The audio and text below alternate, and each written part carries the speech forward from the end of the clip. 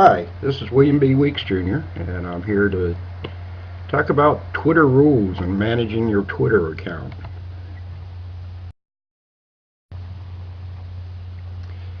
Twitter account rules, as we've discussed in our previous videos on Twitter account management, can be a problem even for experienced users. In this video, I'm going to attempt to explain some of those limitations in more detail. The dreaded error message. This is the message you're going to get when you're unable to follow more people. And basically, if you click on here, it's going to come back with a ton of rules and regulations. So I'll try to break those down and talk to you about the more specific ones that really affect you. Here's the list that they give you. They call it help, resources, and troubleshooting, and basically it runs a number of pages and discusses all the limitations and things that occur and why you can be whitelisted and so forth. And if you have the time, it's probably a good idea to read through it at some point, but just to break it down and simplify it a little bit, I've created a few slides that outline the major issues. Here's the basic rules. These are technical limits that are placed on your account. You're limited to 250 direct messages per day. API requests, or application interface requests, are limited to 150 per hour. And what that really means is that if you're using third-party tools, then they can only make so many requests per hour. Updates, 1,000 per day. The daily update limit is further broken down into semi-hourly intervals, and retweets are counted as updates. Daily following limitations are basically 1,000 per day, and they have some really prohibitive rules on aggressive following behavior, and those are detailed in that technical document that they provide. Following, account-based.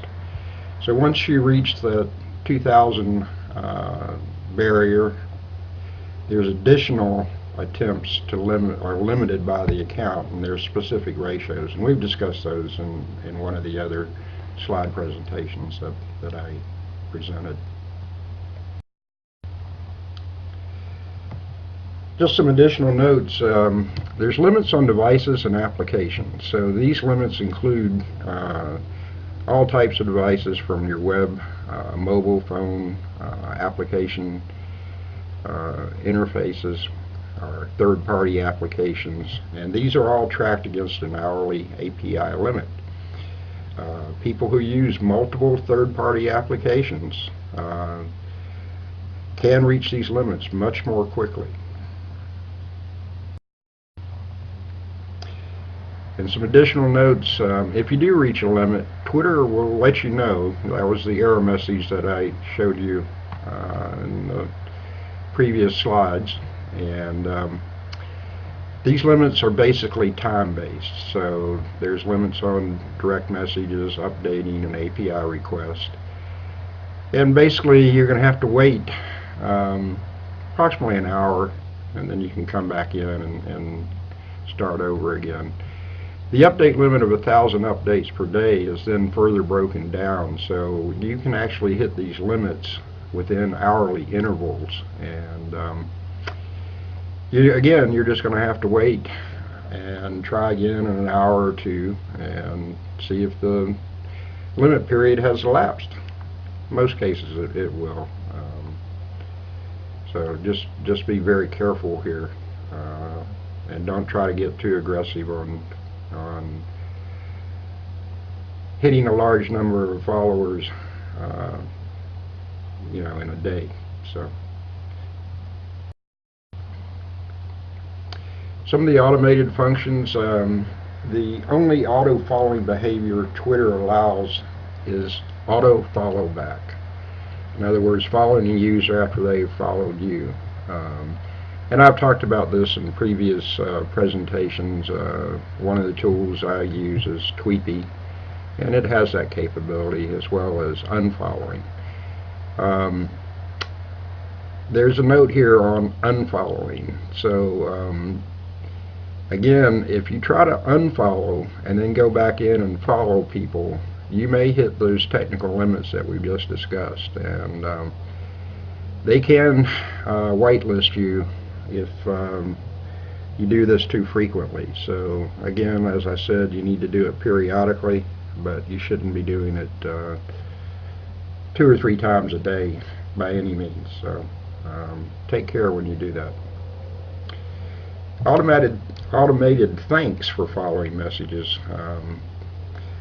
are annoying to some users, and actually what you'll see sometimes is that you'll get the error message they're not following you, only to learn out later that they were following you. So just be careful on how you do that. I know if you have large accounts, automation is a terrific idea. May not be as Twitter friendly, but certainly they don't try to regulate that behavior. Then there's the last thing. This is the Twitter O authorization approval. Typically this is based on the applications. They have to go through a third-party approval process.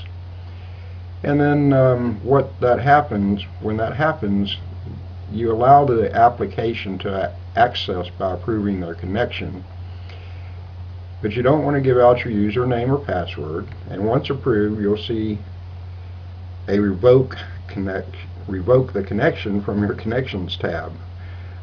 If you look down here, you're going to see that there's a little OAuth source example. If not, what it does is it says that you have an API source. Some noted third-party applications, I'm sure you're familiar with most of these. We've discussed Tweepy, for example.